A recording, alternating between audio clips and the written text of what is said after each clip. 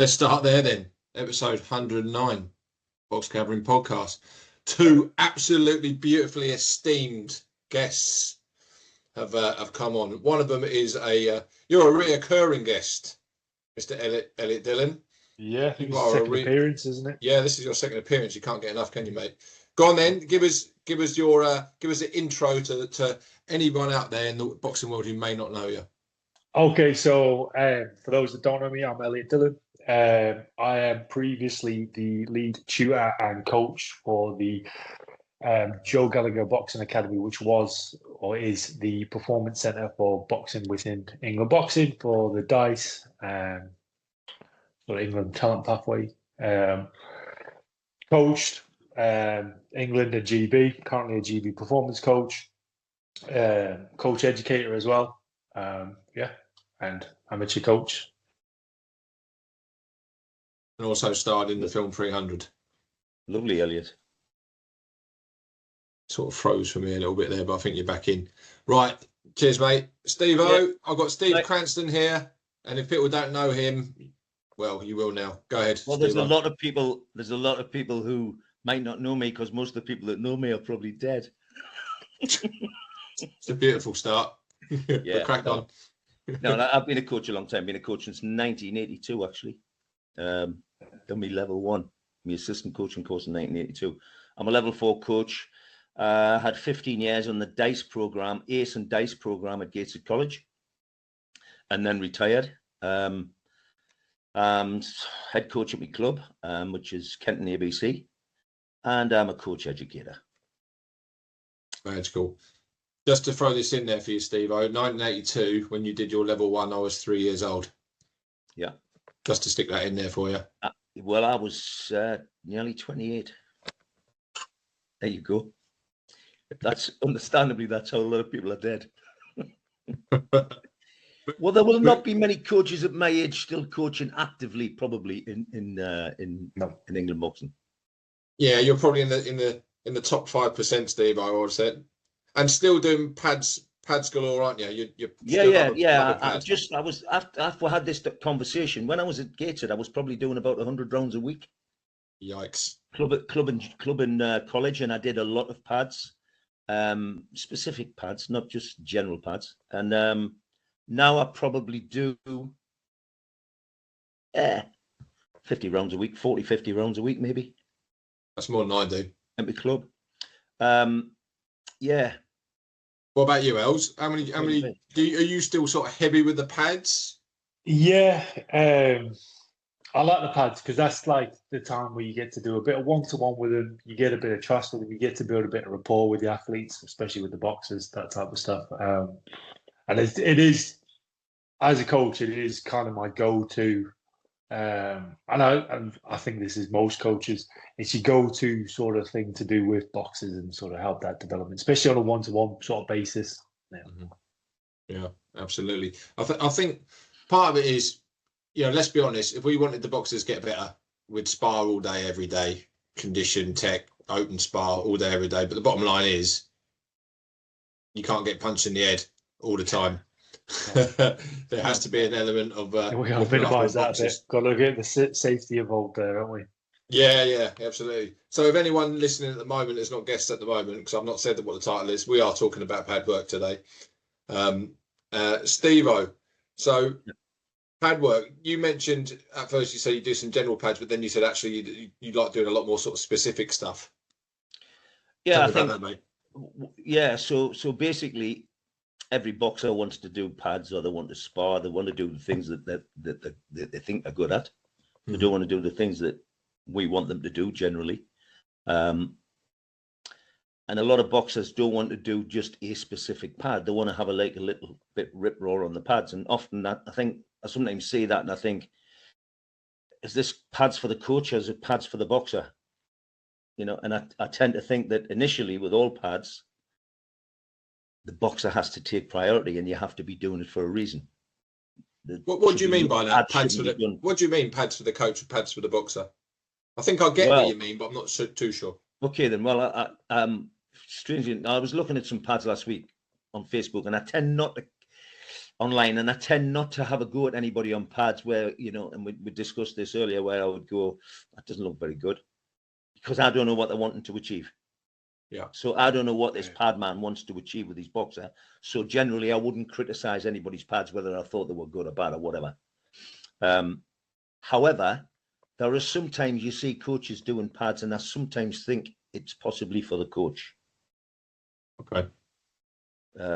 What does that look like? So would that be like because they're trying to do it for Instagram likes or social media likes, or is that because there's a certain pattern they're doing, or what? I think, well, there's a point there. You know, I enjoy doing pads. You said that as well. I enjoy doing pads, and I think my pads are quite good. Somebody else might look at a video of me doing pads and go, that looks terrible. But then again, they might not know what I'm trying to get across. And I think that for some coaches, and some coaches have some great flair with the pads, the way they throw their pads about.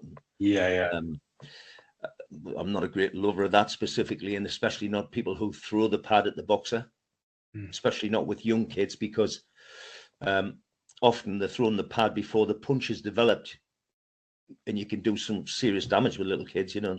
Little kids throwing the jab, and the coach throws the pad at the jab, and the pad hits the fist before the punch is actually developed, and you do all sorts of damage. So that as well, we're also completely taken away from fundamentals there, aren't we? Do you know what I mean? We're really, it's like, definitely.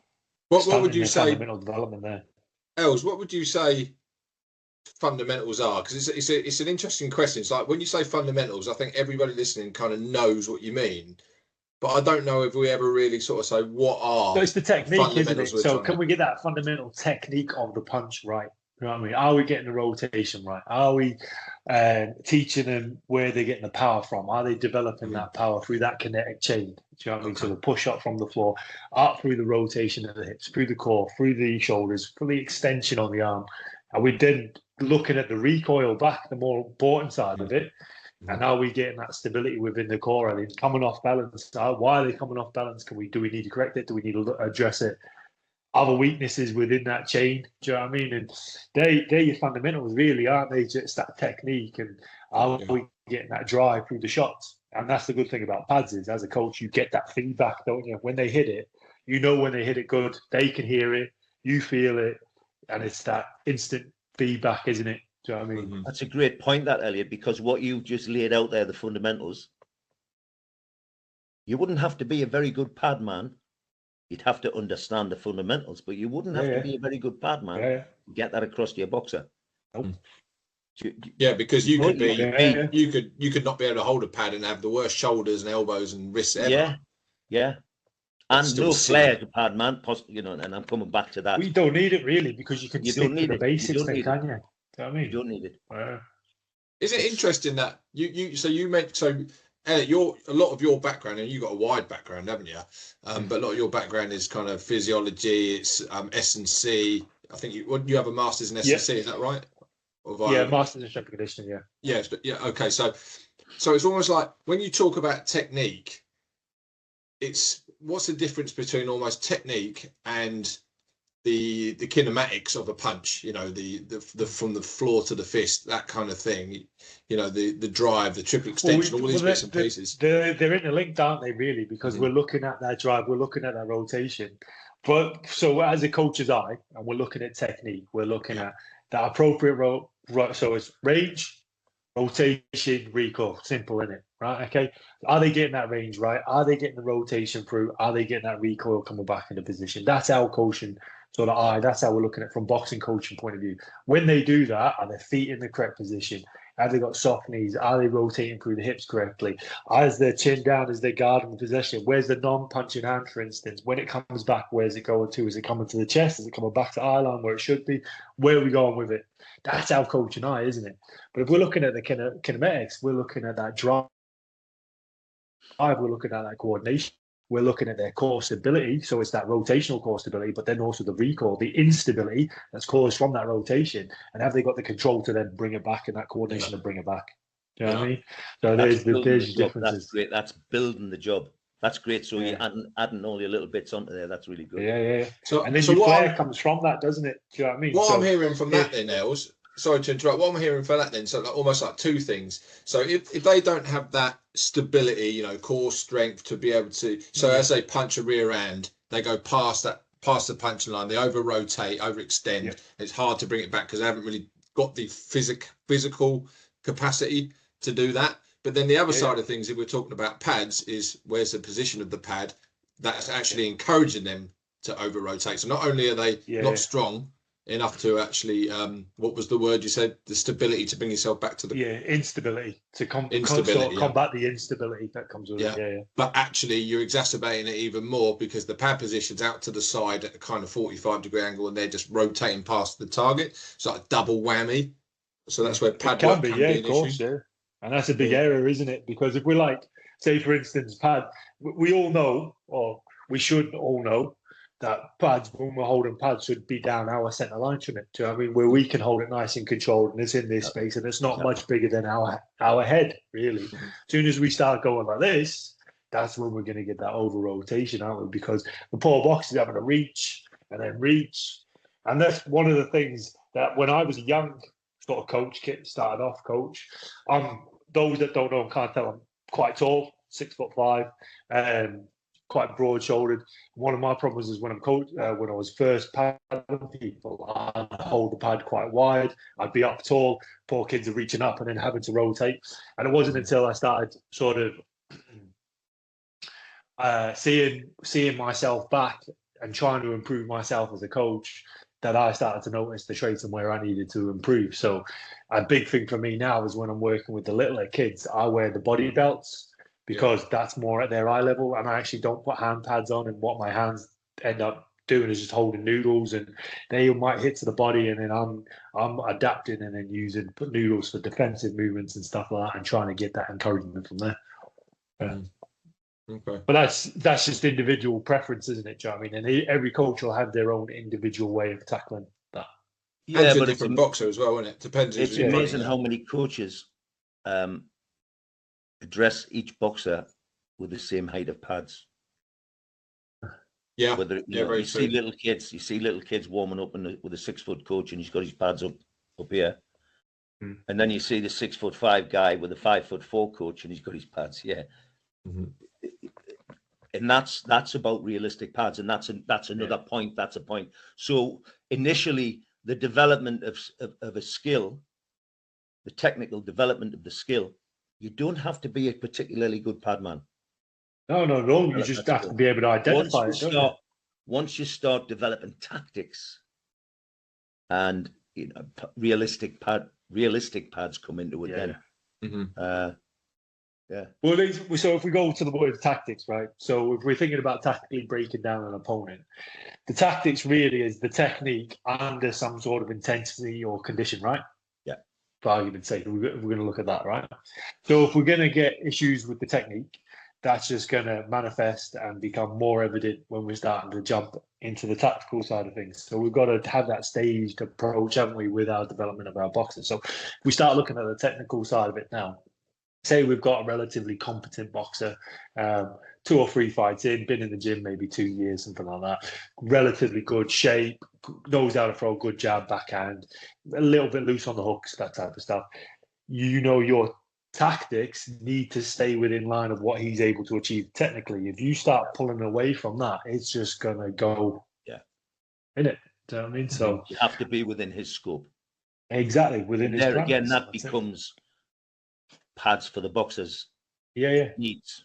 Pads for the boxers' needs as well. I think you get to see it on the pads. You get to see on the pads as well what the capacity and capabilities are of that boxer in some respects, how they move, where they move, maybe the shape of their stance.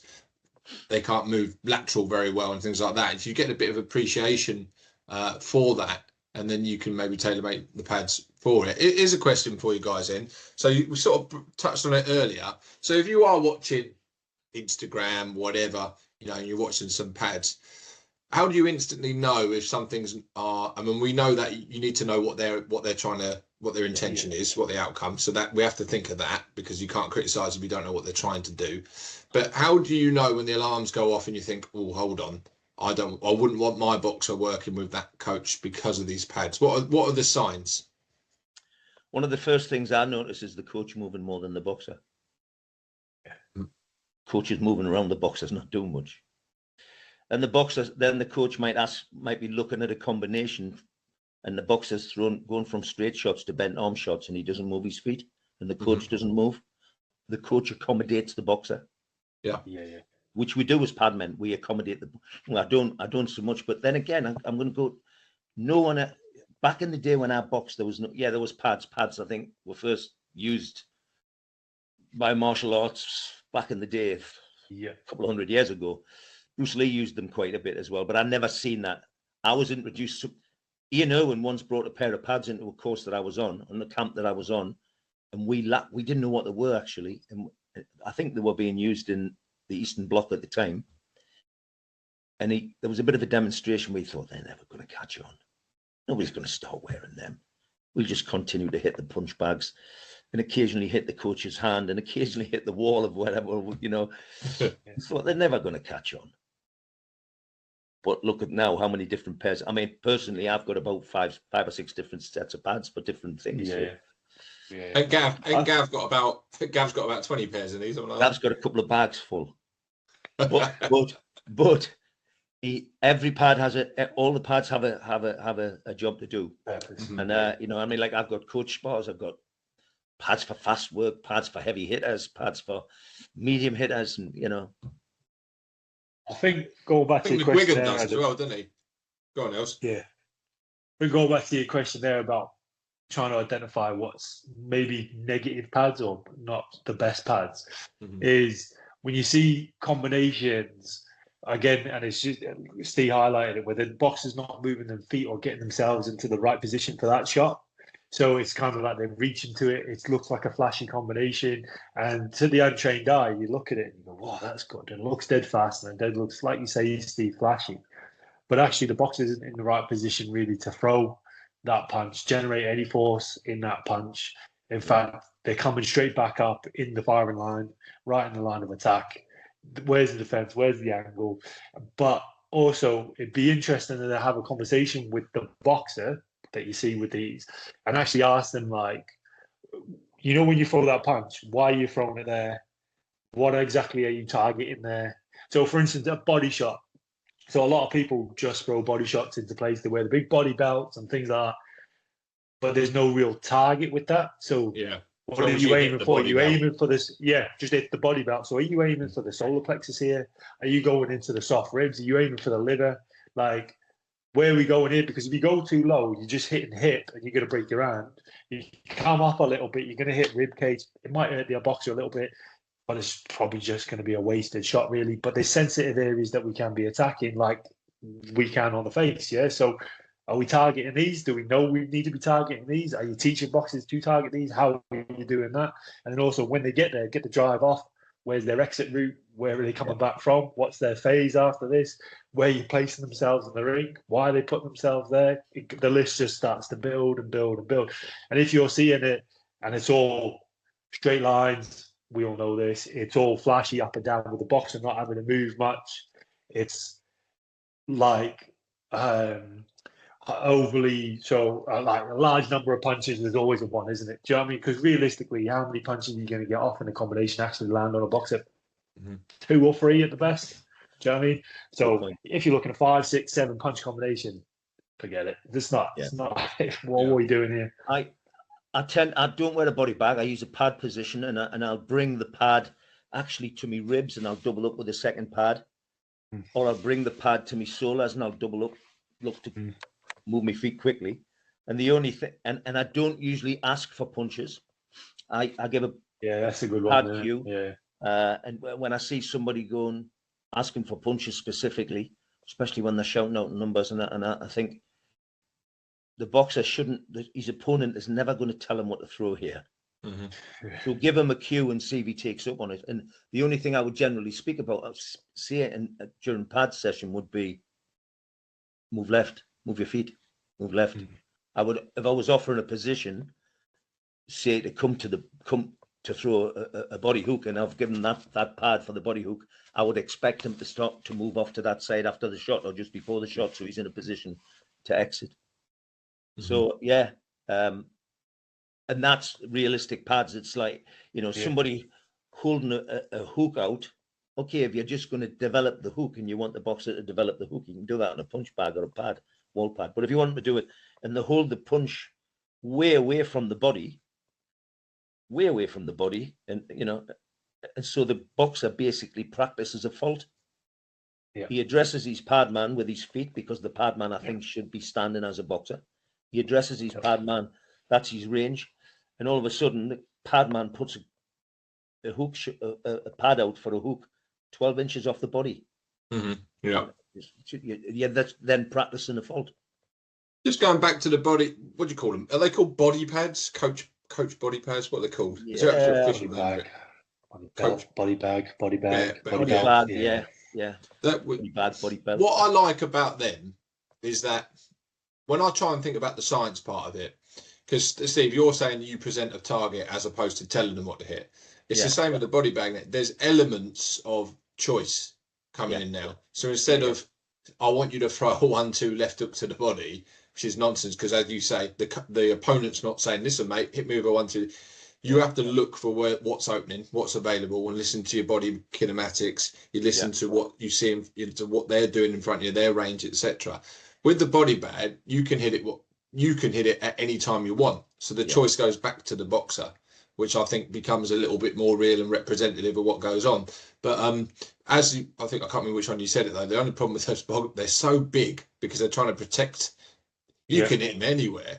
So maybe they need to have, almost drawn on like ribs and target areas, the belt, almost the some of them the belt of the gloves. Few patches of colour on them, don't they? Like they do. So, a little extra pad on the side, some of them, around the rib area, but it's one maybe. And that's just one target. But the old aim small, miss small thing. Can we have little targets? So something that's quite interesting to do with this, and I've done this a few times, is just get tape and little target areas. They're the sensitive areas. That's what we're aiming for. As soon as you see that tape open up, boom, you hit it. Do you know what I mean? Yeah. And you move in that stance, and once that tape opens up, might be round behind the elbow, might be inside the elbow, might be where the solar plexus is, wherever it is. The box is just moving, he's adjusting. And as soon as you see that tape open up, poof, there's a shot. We move again.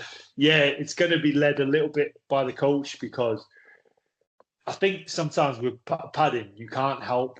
As a coach, you can't help lead it off a little bit or initiate it, because ultimately you've still got to be braced and be protecting of yourself as first and foremost, because you're not there. You're not a punch bag. You're not there to get hurt. Do you know what I mean? So you're still going to lead it off a little bit, and you're going to present the target to them. Whether they take that or not, that's up to them. Yeah. Mm-hmm. So there's that, and that can work well, I think. And it but again, it gets down for me, it gets down to their understanding, isn't it? So why are they throwing that shot? Why is it beneficial? What leads on from that shot? How do you set that shot up? Where's the next step? Where's the space? Where are we going to after it? How does this work for us? Why does it benefit you? If you've got a boxer that's very lead hand happy, trying to get him to throw a right hand into the body just might be too much of a gamble for them in a competition environment. They're not going to do it. So do we need to spend time developing that in training? Yes. Are we going to overly develop it, like and spend loads and loads of time on it? Probably not, because his psyche and his mentality or her mentality probably isn't going to commit to that shot at any point. But they need to understand it. They need to know it. So we're going to teach it. Yeah. Mm-hmm. So. Yeah. And me, I don't like to wear the body bag. We've got them in there. And actually, I had one that I felt really comfortable in, but you felt the punches through it. So, and often on the body bag belt, you're not inviting the punches. The punches come as and when. It's their opportunity. Yeah. So you need to have one that's going to support you. Yeah. It's going to absorb. And I think because I find them uncomfortable, so that's why I tend not to wear them. And I think as well, you're bang on there, Steve. Like sometimes, like we all know, when you get the pads on and the body bag on, a lot of boxers take that as an invitation to demonstrate how hard they hit. Yeah. So they like to demonstrate to you, look how hard I can hit, coach. This is going to hurt you. And it's not that they're trying to be malicious to you. They just want to prove that, I hit hard. There's a lot of boxers do. And that's not a bad thing, is it, in a way? Because letting their hands go as hard as they can to the body, especially if the coach has decided to hold their feet and sit in the corner or something like that, and you let it, there's a great physicality part to that. is it real? So but it's like every body shot you throw, you know you're going to land, which is a bit of a problem because that target's so enormous. But it's like you said, are they landing it to the right area? Is a problem. Yeah. What about? So one of the things that's in the course that we're doing is about actually not letting the boxer hit the pads. Now, what I mean by that is not going, I'm taking my pad away and you're going to miss, and bang, there goes my shoulder, there goes my elbow. More along the lines of the boxer moving, the coach moving, so the boxer actually has to adjust their feet all the time, but also blocking the pad. So yes, this is a podcast, but obviously some people can watch this on YouTube as well. So if you've got it here, and I've got my pad up and you're trying to throw a shot, I'm just going to swipe. If you're throwing that shot, I'm going to just parry it away. Not because I'm teaching people how to parry, because that's not how you teach people to parry. But if you're loading up, I'm just going to push that shot away from my pad because that's what's going to happen.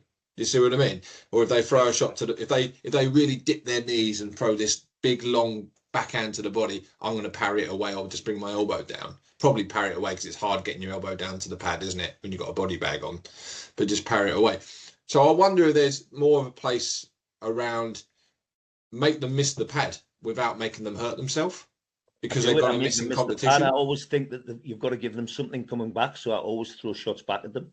Mm-hmm. And I'll wear either coach spar or coach spars. If they're big hitters, I've got some heavy hitter air pads that I'll use that are quite soft that I can come back with. And if it does land, it doesn't do any damage. But basically, it's just in their face with stuff. And generally straight punches. I'm not looking to throw hooks or uppercuts at them. They're just straight punches I'll throw back. And I will let them miss the pad, not blatantly where they're going to hyperextend or anything like that. I might pull the pad off them as it lands so there's no effect on it. Yeah. And that's what happens in a bout, isn't it? You know, you miss, punches miss. It's a tough one, that, isn't it, boys? Because so for me, it's a trade-off between injury. Trade-off between injury, but actually teaching the boxer you would have missed because I saw you loading up from miles away. You know, or your feet weren't right, your range wasn't right. It's a tough one. Yeah. Because so do you land every shot? I probably wouldn't do the like you say, looking to miss the pad or purposely getting to miss the pad. No. But like similar to yourself, Adam, I'd probably put a glove on.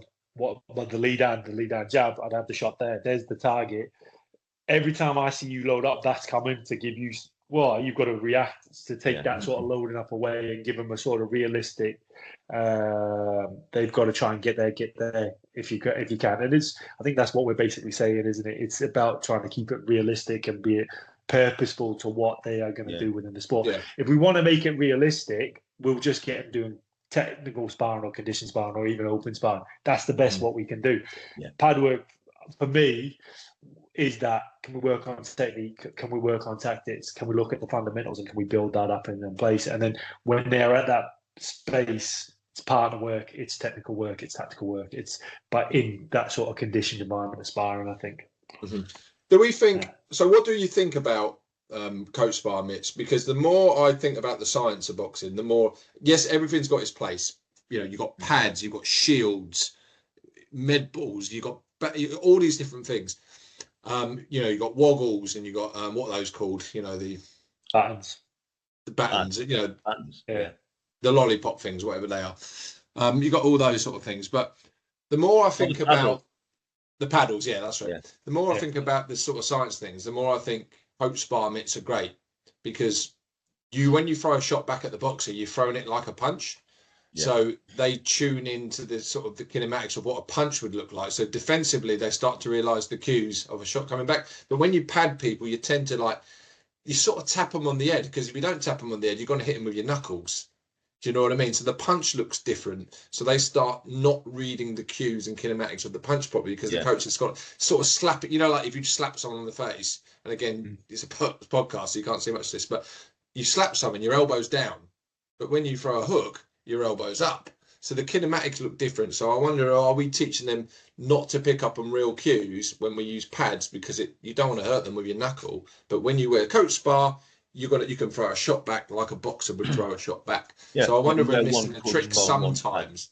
But it depends what you're working on, doesn't it? Yeah. Depends what you're working on. Yes. But I think that's your coaching eye though as well, isn't it? You know, you're going to be correcting that as a coach as well when they're throwing it. And like you said, it's a tough one because us as coaches, we're looking to protect ourselves. We're looking to protect the boxers. So we can't really, like, so for instance, say I decide to throw a big right hand and they're going to go for a hook to the body. If I throw a big right hand and overcompensate, I'm leaving myself well open here as a coach. Even with a body bag on, I'm open, I'm extended, my rib cage is elongated. They whip in with a decent shot, oof, it's going to hurt. And there's only so much of that we want to take as coaches. Do you know what I mean? So I think there's an element of, yeah, we will do it, but it's like training load, isn't it? The more realistic we make it with the sparring, the more that's going to carry over to everything else. But it's that we've also got to toe that line of the damage to non-damage, if you know what I mean, to the athlete. Yeah. So we've always got to be mindful of that. So you know when to, okay, we need to sort of progress this on to some sort of technical condition work or sparring, whatever it is, but also we know when to dial it back to that pad work, get the coach's eye over it, break it down and work on them fundamentals and build that back up. But this is the problem. This is the process, isn't it? The biggest, absolutely. And it's, you know, the when is sometimes, you know, just as important as the how. But this is the problem I've got with this, guys, with the whole pad part, is because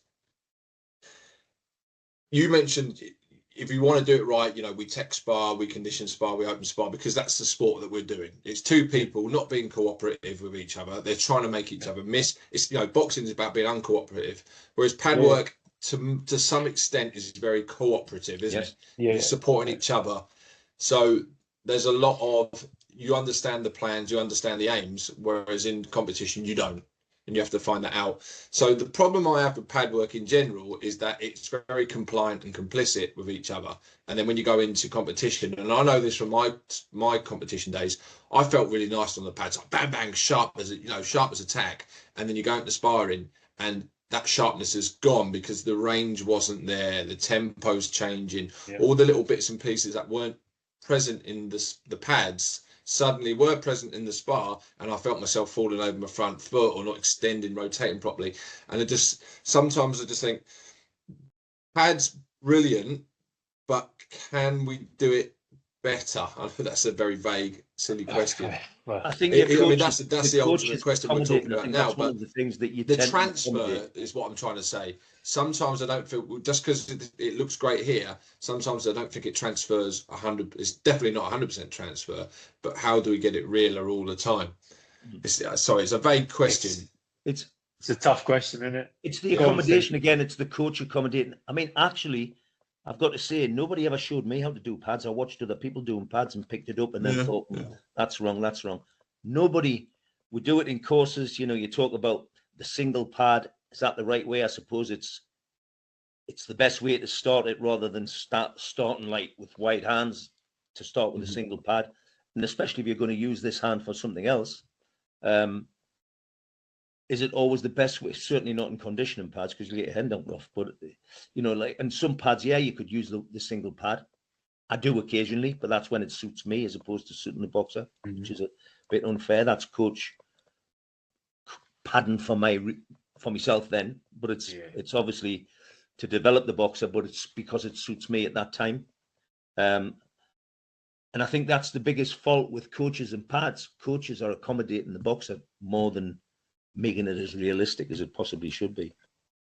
And then, but I suppose there's just to play devil's advocate on a little bit. Say we're going into a competition, there's going to be an element of accommodation because we want to psych them up a little bit as well. We want to give them that confidence. We want to give them that drive. Like, we want them feeling they're 10 foot tall, walking in, they're about to smash their opponent to pieces.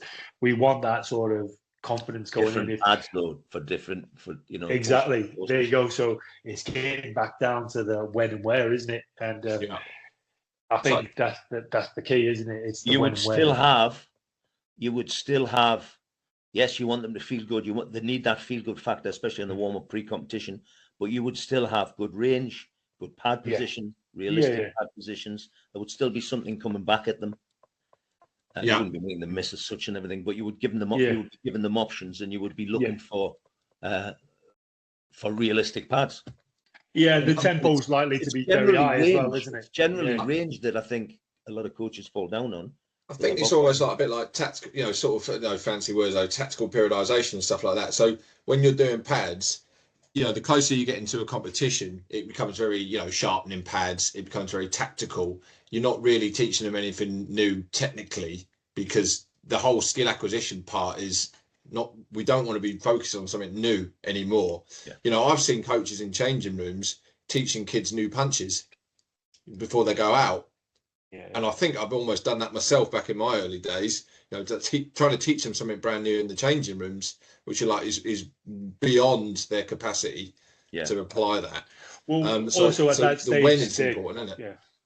And also at that stage for them, it's completely wasted effort, because they're not going to be taken on board from a psychological point of view anything that you're saying at that point. It's they're loaded. They're too nervous about what's happening, how they're going to do it, why they're going to do it. Mum, dad's out there, like, so. What I think from your point of view, the coach needs to be aware of that and needs to tailor to suit that from their padding point of view, and also their communication point of view. If your opponent is going to box, then your game plan's probably going to be to rely on your own boxers. He's going to be relying on his skills, what he's good at. Yeah. But if you suddenly see the opponent and go, he's a southpaw. Oh my, he keeps his hands low, because you might see him warming up with his coach. Then you could give your boxer some information. But if he hasn't got the skills to deal with that, then you're wasting your time. Really. He's got to have absolutely. He's got to have the tools in the toolbox before you can give him them. That's it, 100%.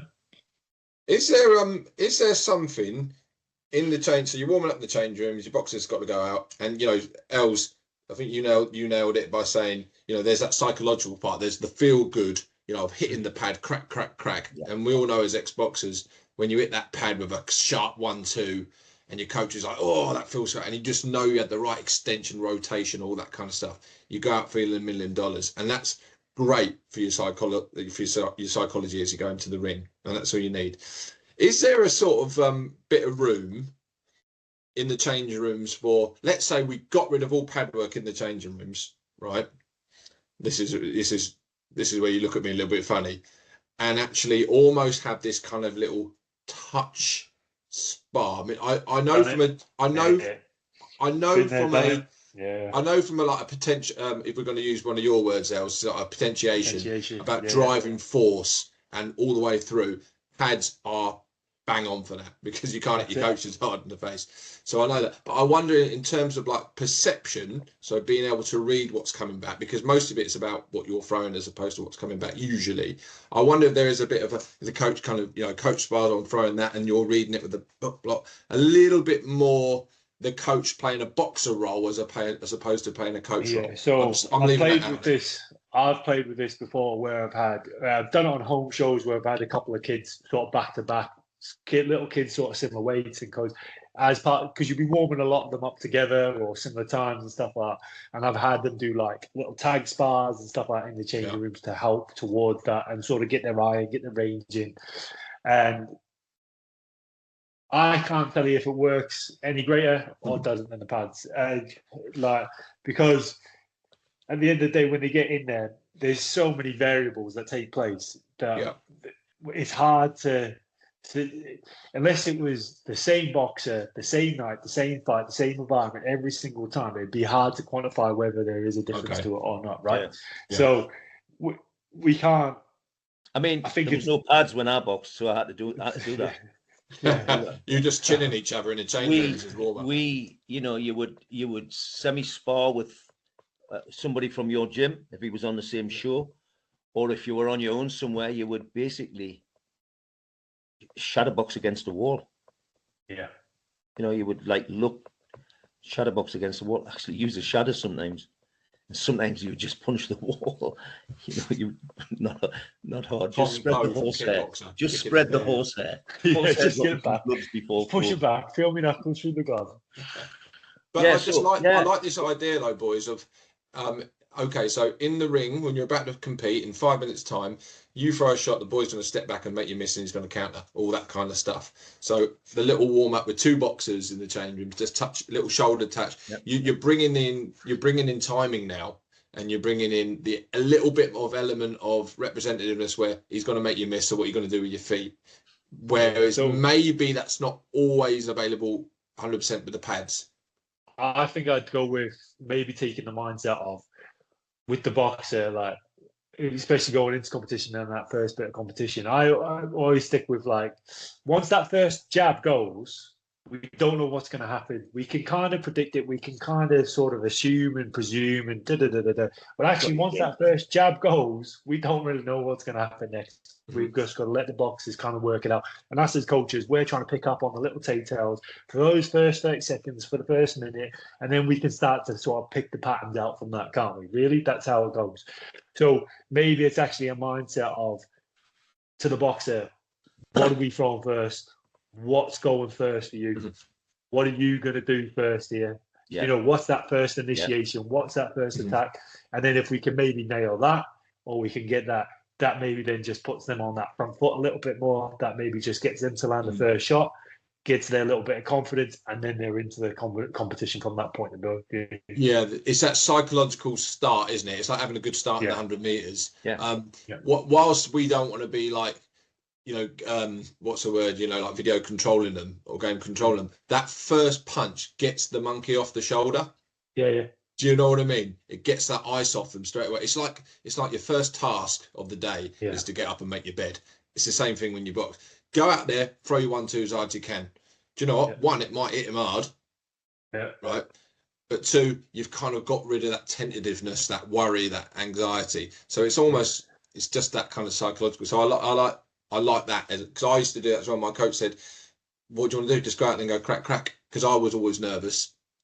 So that it got the monkey off my shoulder really well. So the psychological part we need to consider with the pads as well, not just the technical and the tactical all the time. Because that's boxing, isn't it? We're all here. We all know sport. 90% of it, 80% of it's all psychological, really, isn't it? Yes, they've got to have the condition. Yes, they've got to have the skill. But that is it. Like, if they can think it, they can believe it, they're likely to achieve it. We just got to give them the tools and the direction to do that. Yeah. So, sounded like Brian from Family Guy. The amount of boxers I've spoken to who, not our boxers, hopefully, but boxers from clubs that I spoke to who didn't have a game plan, that didn't have something to do when they first stepped out after the first bell. Yeah. And what they were doing is they would wait and see what the other guy did, and they become that passive boxer. Yeah, you're on the back foot already. Waits to see what the other guy does, and if it's they become then, if you don't hit me, I'll probably not hit you. Yeah, You see them. Yeah, it sets that mindset straight away, doesn't it? It's not pro boxing where you can feel people out, and some boxers as pros are happy to give away the first 2 or 3 rounds, aren't they? Yeah. As long as they're having a look and sticking it on, you know. And you always talk about people like Lomachenko having a look at the little reads and the tells. He's like, I've got what not to do, but you can't do that in 3-2s. To do it. No, yeah, exactly. You can't do it in 3-2s. You're done by that time. You're showing your hand. That's it, and get into it. Yeah, see, the mindset's important there. So your pad work has to, you know, it's almost the ramp protocol, isn't it? It's getting their body and mind switched on to up the top of that ramp before they go in. Here's one. Go on, let's talk about this. Mayweather pads. Steve-O, I think we've had a chat about Mayweather pads. A lot of people will slaughter it, but you've got some pros, haven't you? I've done a course with Ben Doughty, actually. He was doing this course, delivering this course up in the Northeast. Delivered it all over the country. Speed pads, choreographed pads. Well, and Ben Doughty was delivering it. Ben Doughty delivered it, yeah. Okay. First time I met him as well. Good guy, good, clever, good, interesting, really interesting bloke. Anyway, he delivered this course. It was a day's course, I think. So you know, it's like all things. You go and do it, and you take whatever you can away from it. And I came away from it, and I took it into college. Talked about it in college, and so basically, what you have a group of punches. So he had basically everything finished on a backhand hook, usually off a roll, and then you had like cues for the startup of the punches. So usually, each little group had 6 punches. Each little thing. What are the cues? So, for example, you would say to someone, slip, roll. Oh, it's a verbal cue. Right, so it's a verbal cue. Slip, roll. So you would throw a lead hand, backhand hook. They rolled underneath it and come back with a 1-2 hook. They would throw the lead hand, backhand hook go underneath your hook and come back with a backhand hook backhand. So they're throwing 6 punches. One was, you initially started off with touch, which was they basically held the lead hand against your shoulder. You showed them a target. They come backhand, hook, backhand, roll, backhand, hook, backhand. So they're putting 6 punches together. All combinations. So I did it with kids at college, and then I said, right, I want you to start making your own in groups to start making their own little combinations. When you run those, and I've done it with so many people, when you run them together, it looks impressive. It will never make you a better boxer. It's great for cardio, and it's pretty good for balance as well, but brilliant for cardio. Yeah. You give someone speed pads for a solid minute with the choreographed pads for a solid minute, they're breathing on it. And if you do 10 1-minute rounds, it's a real workout actually. Yeah, workout for the coach as well, to be fair. Yeah. So we're creeping into that conditioning pads then, aren't we? Really? Yeah, it's choreographed high volume, isn't it? You know, I mean, Mayweather's Roger done more work than Floyd, to be fair. And there are you can make your own little combinations up, whatever you want to do. I think I used to work with, say, 6 different combinations, sometimes 8, and you can throw them in as and when. They don't go 1, 2, 3, 4, 5, 6, 7, 8. You usually start with the first one, but you can go 1, 3, 4, 1, 3. You can number them if you want, but I would say touch 1, touch 2, touch 3 on the back foot, slip, slip, roll, touch 1, and give Boston 2-step. There was quite a few that were hard, and they would throw those punches. They would put that combination in, so you can throw the combination at any time, and the boxer has to switch on and get it off straight away. And it's amazing how quick they put it together. Is it going to make them a better boxer? No, definitely not. So that's what I mean. So what would you say if someone's delivering the course and is a big advocate of it? What would you say is their rationale for it? Because there's some good stuff there. You know, I'm hearing the physical, the mental, the fun. Is there a skill rationale for it? Probably not. Not. The only devil's advocate. There is certainly balance. I'd say this, Steve. Yeah, so I say this because you mentioned that. So it's coordination and balance, isn't it? And speed. So we're getting that. We're getting coordination, balance, and speed. So they in theory transfer over to other things that may help us become more athletic. Whether they actually transfer directly to the tactical aspect of boxing, which is going to win us fights, different story. But if it's going to be done, we've got the foundation of technique.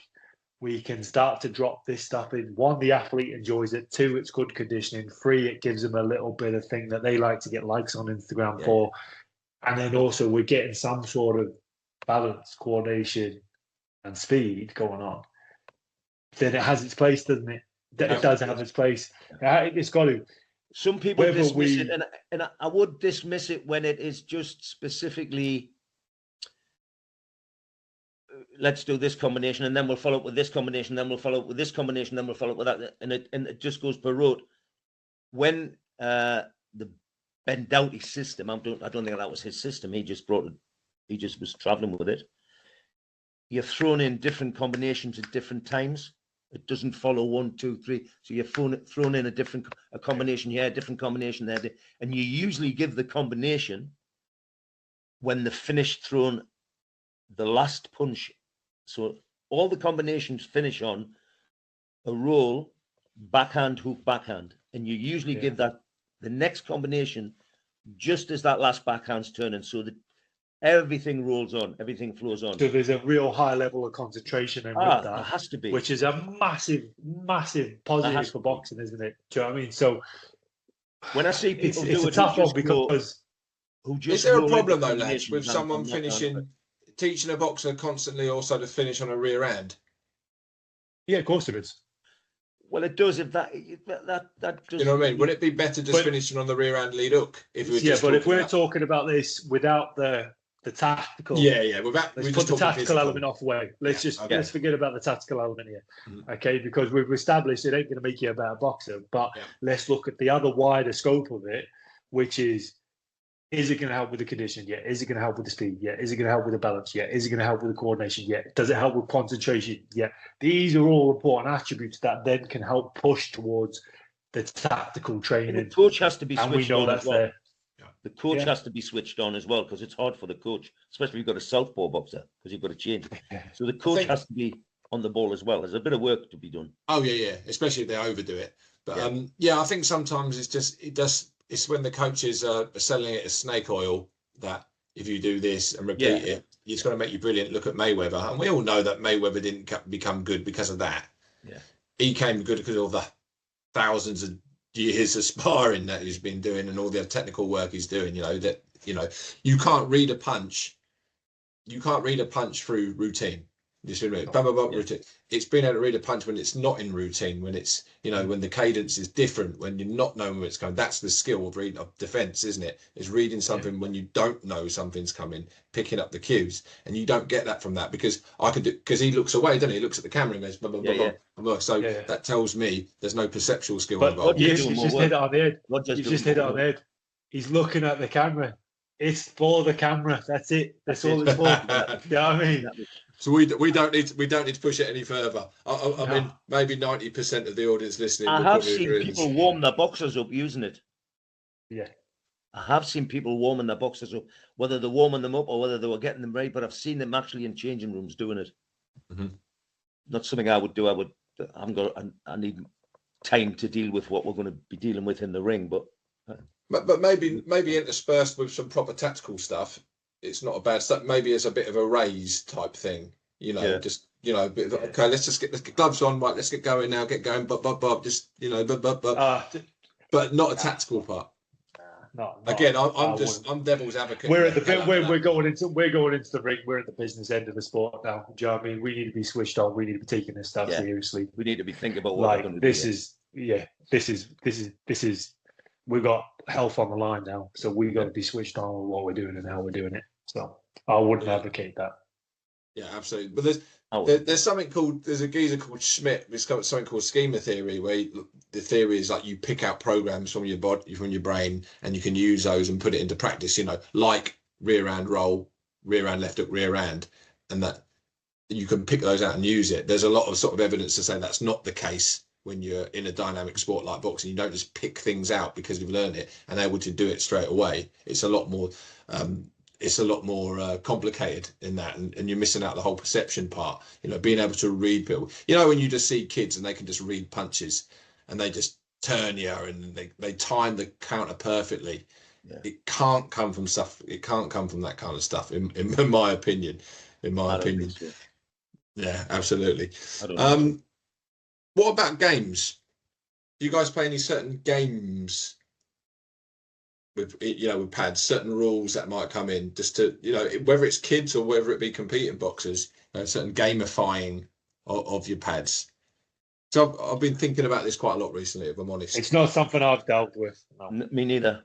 It sounds soft. I know. When you say games, you think Ludo, you think Snakes and Ladders. I've been in schools. I've been in schools and I've had the kids doing the relay and through, and we've done it in Tenerife. No, I don't mean in that respect. I mean some little things like, well, whether you call them games or you can call them constraints or stuff like that. Little things like, for example, again, you're looking at me, so end of the podcast, you'd have to look at YouTube. But if I've got my pads there, I would say to the boxer, hit those, but you're not allowed to hit it with a straight shot, because I've got my pads facing you and you're thinking lead hand, rear hand, yeah? Right. So without giving them the answer is they need to pivot perhaps before they throw a hook. They come around the corner for the hook. And then I'll turn my hands inwards like that and I'll go, not allowed to hit with hooks. Yeah. So again, the movement solution is I'll step to the side and throw a right hand straight or a jab. But they're kind of thinking about the solutions. With the candidates on the level 3 course not so long ago. We did okay. I'd think that was actually. Were you there that weekend when we did it? I don't think so, no. So we did that. Actually, I think Ivan presented it to them and said, okay, then so what do you do from there? What will you hit that? What can you hit that pad with? Yeah. So straight away they were coming up there with a right hook. It took a while before somebody stepped across and threw a backhand. Everyone's got the same answer, haven't they? One or two answers to that, but their whole arsenal of how they can hit the target is only governed by what we've done before, which is right. You got to hit that with a jab or a backhand, and then when you ask them to do something else, they freeze. So, well, it's a target. Just hit it. So how you move your trunk and your feet, etc., will give you new answers to that. You know, it's this, again, fancy word, repetition without repetition. It's like there's different ways to solve the problem rather than just a jab and a backhand or a hook and a hook. There's millions of different ways. It's about hitting a target. I just think sometimes with games, you can put certain rules in games that gets the kids to open up their mind about how I find the target, which is change of angle, essentially, isn't it? You know, switch of attack, change of angle. But if we're calling the shots all the time, then why would they were just going to throw the same stuff all of the time? So I do it with. I have used the pad position and then turned a little quarter turn. Mm-hmm. So the boxer's then got to really pivot to come back and throw shots. I've used that before. Yeah. I had never used the what can you hit that with? It just gets them moving off to the side. I've done a video on it. They just get moving off to the side. Gets them thinking. And actually, I always find as well that their pivots and side steps take care of themselves a little bit when they do that, because they don't. You might occasionally see a kid cross his feet over or do something. You're like, okay, that's not working. The constraint's not working. So you have to go back to your coach's eye and have a look at their feet, their base. You know, the general, the foot in the right direction goes first, all that kind of stuff. So, but I think a lot of the times it actually works quite well and saves you a bit of time in terms of developing that skill. But I just think they open their minds a little bit more when doing it. What do you think? I agree. So I presume you probably loaded them then because you're giving them that cue of like, okay, so my hand, I'm holding my left hand up like it's a hook, and they've got to go and throw a straight shot to that, right? Because you've already given them that cue. You're saying their pivots and their change of angles are already set because they're trying to get the shot there. Do you see what I mean? Rather than just exit out. So there's a thought process after this pivot or this step, right? Which is I've got to land the shot. Whereas a lot of times we do combination and they go exit, they pivot off, and then they automatically switch off because there's nothing else to do after that. Yeah, so there's no because what's next. Yeah, exactly. Because we're providing the what's next already. They've got to then, and that's probably why it's getting taken care of. I wonder if that carries over then. Do you see what I mean? Or are they still going to have that initial switch off? Yeah, I mean, possibly. I mean, it depends on the kid as well, and to that level of transfer in the competition. Well, not competition, but sparring initially. But I think one of the things that becomes important then, as opposed to saying you must throw a left hook, you just say that's a target. So if you're looking at my face here, how many different ways can you hit that target? Right? Me just saying, you just looking at me going, I'm going to hit you with a left hook, Adam. Okay, that's great, and it has success around it, but I think it does limit the boxer, and it also limits their movement as well. So just there means I'm going to stand in front of you and throw that, whereas I can move off to the side and come back with a different shot. See, there's more ways to solve the problem if you think about a target as opposed to a punch. Yeah, of course. You know what I mean? It's external focus control. Boxers tend to feel that they should be face to face with their opponent. You can see them; they'll take an angle and they'll attack, and then they'll come back round to face their opponent rather than attacking from that angle. I think it's like in their makeup that I should be facing me foe. You know what I mean? But that's because of reps in it, Steve. Because if I'm padding you, I'll go bam, bam, bam. We'll do a phase. We'll do some kind of thing. Bang, bang, bang. Let's repeat that again. So come and stand in front of me again. It's almost like the coach can grab the boxer, pull him back round. Let's do it again. Whereas what's actually happening? What's happening? Okay, let's move. Now go. So the boxer's understanding a little bit more about when to throw it and what happens in that kind of intermission, the bit when you're not punching. You know, the bit after the exit when you're not punching, what you do in your position in the ring, what you're doing in your range compared to your opponent, where am I standing, what am I doing, am I using some sort of deception, feints, triggers, draws? We don't do that because we go, stop, come back. And there is a time to block that. I do think there is a time to block that, but actually, for the sake of 2 or 3 seconds of where you're standing, the boxer can think a little bit more about where they are standing to actually to know when to start, where and when, as opposed to just what. I think with more advanced boxers, there's that as well, isn't there? Who you're doing it with is important. Yeah. You get away with it. And it's like you said, we're coming back to them foundations, aren't we? We've got to have. Yeah. We're just going to see the fault every time. Yeah, definitely. Yeah, absolutely. One of the other things I like to do a little game. I don't know if Steve, you might have both seen it in Tenerife. It's just like a computer game. So it's like, again, it's that repetition without repetition. So I put a pad there. What are you going to throw? Give me 2 ways of hitting that. You're going to go jab, and then you're going to go backhand. All right. What else? I want 4 ways of hitting that. And you go, well, maybe a screw shot. Okay, I'll give you a rear hand screw shot as well. There's 4. Who can get the highest? Yeah, level 6, level 7, level 8. Right. And then you start seeing these skills emerge when they do pivot round and start throwing hooks, or they'll bend the shot over the top. It becomes a little bit more. There's a target. Hit the target. Don't over constrain yourself with just one punch. How to throw it, and then it's like, okay, 2 punches. So I hold my pads like that, and you know they're going to go rear hand, lead hook, yeah. And then they go, what's next?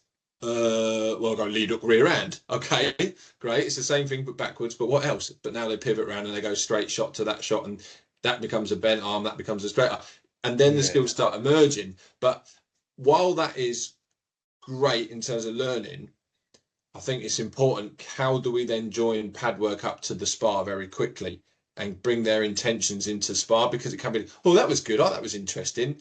And you never see it again in sparring. Yeah. What's the point? The transfer is not there. The opportunity, their intention, attention, all that sort of stuff, not there. So how do you bring that across? And I think maybe as a sport, we miss that sometimes. That kind of how you bring the pads actually across to what we're trying to do is get better at boxing, not get better at pad work. And there's a bit of a problem, because I think we all have this kind of badge of honor that he's a really good pad man. Who's a really good pad man? He's really good. She's really good at pads. Can she make that boxer better? Can he make that boxer better from what's happening in those pads? And I don't often know if the transfer is 100% there. Does that make sense in what I'm saying? Yeah, it does.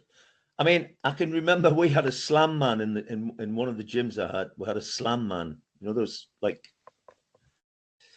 bodies on a with the eyes and all that, and it's a head and a body and torso and head.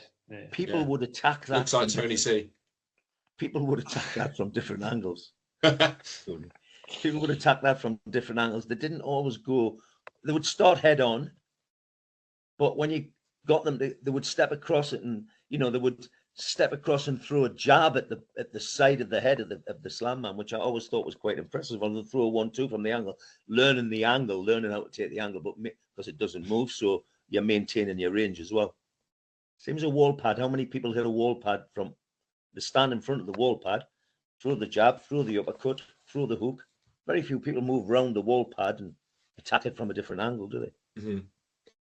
Yeah, a friend of mine, Scott Sivright, who's an MMA coach. He's really further down the line with sort of ecological dynamic stuff for me. We were talking once about this, and I can't remember what this theory is called, but he's basically saying that if you make it look like the real thing, like a face, like a body, etc., there is studies that show the transfer is a lot higher, the accuracy, all these kind of things. I'm doing a massive disjustice, but having a face there, the size of the face, you can hit it on the temple, the cheek, the jaw, front of the jaw, the nose, the top of the nose, the temple. They're small areas, but they make so much difference in terms of the impact of where you're trying to throw to. So having something like that kind of makes sense from a skill act point of view. From a force point, maybe not so much. But we kind of get back to that point we were making before with the body shots. It's what we hit and why we hit it, and how does this work? Yeah. What are we in the right position to hit that? Isn't it? Do you know what I mean? So it's the same principle, isn't it? Again, so like when you change the angle and you see the side of somebody's head and the guard up, where's the opening? 2, what are we aiming for? Is it just the head that we're aiming for, or are we going to try and aim for the chin? Are we going to go on top of the eye?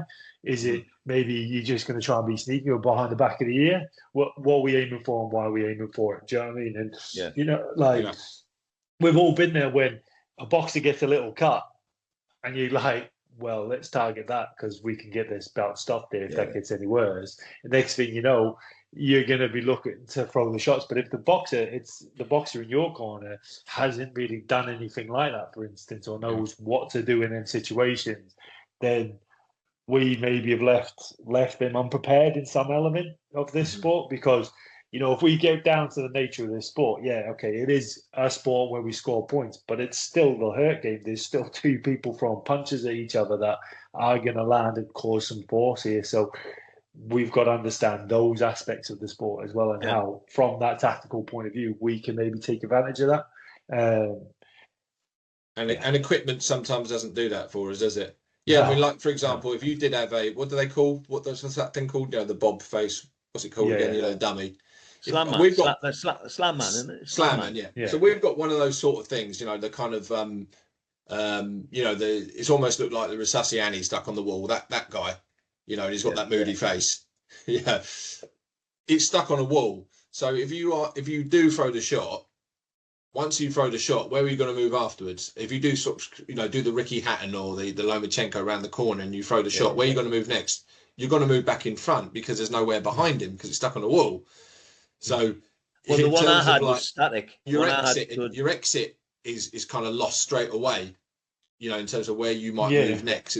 Usually you want to sort of go around and make him chase his tail, so that's lost. Yeah. But I do think that whole, Ivan talks about aim small, miss small, doesn't he, all the time? Like you're saying, Elliot. So if you do see a cut, let's be honest, it is we do it. It's not nice, but we do it. The nose is bleeding. You go for the nose a little bit more. You've hurt the kid up the body. You need to know where to hurt him up the body and how to find that again. But if they've got their elbow there and they're tucking up, you need to find a way to open that up. Where's again. The next obstacle? Yeah, or where's the next opening now? Yeah. Exactly. So can you just use that to make an opening? All the feinting, triggering, drawing, all this becomes the art. And I think sometimes maybe with Padwork we lose that depending on the skill of the coach or the intention of the coach. You know what I mean? What are they actually trying to do? So often I just find, and I find myself falling back into this sometimes, is that I find that they're going to punch or they're going to defend. They're going to position themselves. They're going to punch. But how often are they actually feinting, triggering, drawing when they're doing the pad work? Because there's no real need to, because it's all complicit anyway. Doesn't matter if you feint me. Who cares? I'm not going to get hit. I'm a pad man. Do you know what I mean? Maybe I'm going off on a tangent again. I've been conned by a few people with a feint. A few good kids been conned by the feint, and you adjust for it, and then they come back with a shot, and you think, that was good. I wasn't expecting that. And you didn't pad it very well. So and it's like, if you didn't pad it very well, it's almost like if you feinted and then threw a shot and I didn't pad it very well, then actually what that means is that's good, because I didn't really read the pad very quickly, so that's good.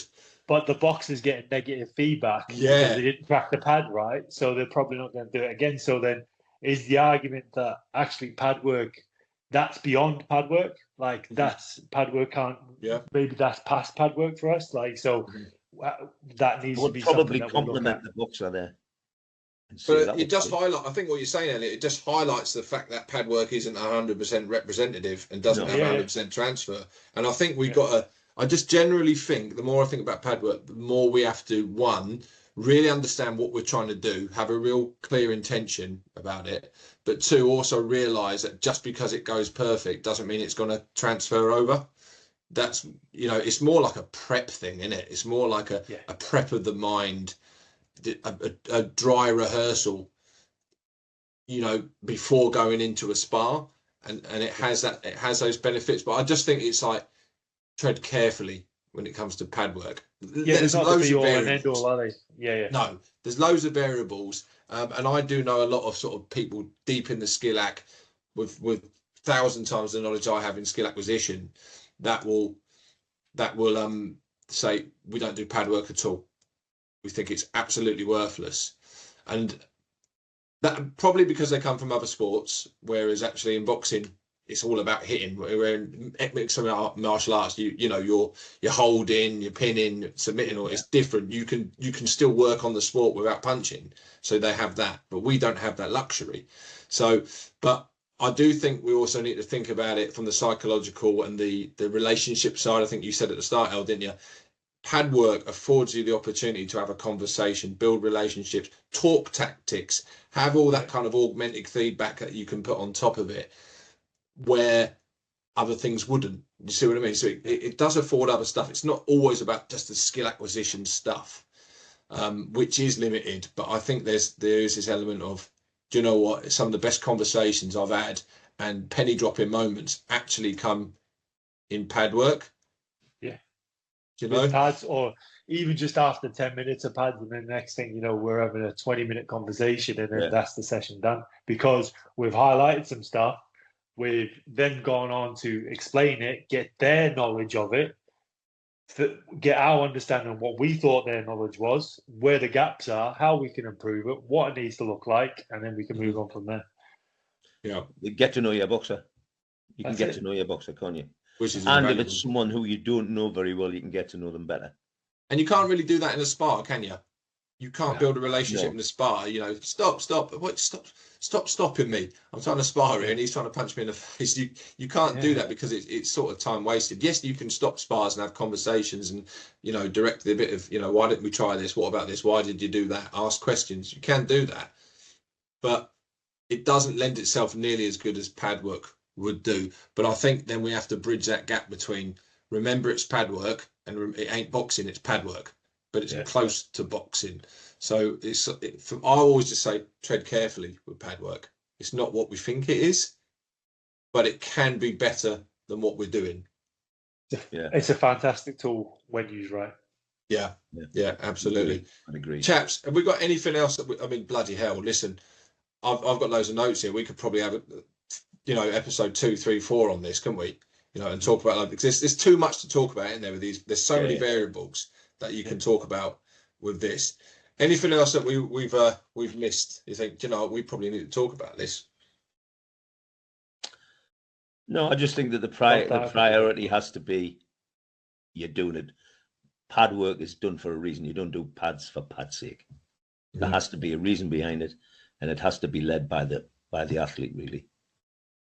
Absolutely. It has to be athlete led. Sorry, not led by the athlete, but athlete led. Can be a bit of both, can't be? But I think traditionally it's too coach led, isn't it? But for the benefit of the athlete, that was the point. Yeah. I get what Steve said. Yeah, we're doing it because this is going to benefit the athlete this way, rather. Some people jump in and do pads because it's easier than running a session. And if I'm just going to do some pads with these. Yeah. Is that for you or is that for them? Yeah, absolutely. So intention is the mother thing to consider before we start. What's the intention for you, for the boxer? Is it an agreed intention? And then we start facilitating it through that. And Els, you mentioned the coach's eye is something you've always got to bring in, because if you haven't got a good coach's eye, then you're just repeating rubbish if you don't really know what you're looking for. Yeah. And I think with that as well, like that touches on a bit of a point is, having more than one coach with the pads. So like one coach padding, one coach watching, or maybe two coaches padding while one's padding, the other one's watching. And you can sort of start to break it down there if you can afford that and you've got the manpower to do it. But or video. Or video, exactly, yeah. You do that at GB? I can imagine you do that at GB. Yeah, so everything's sort of filmed on the cameras. We've been mic'd up as well, and then filmed while doing stuff.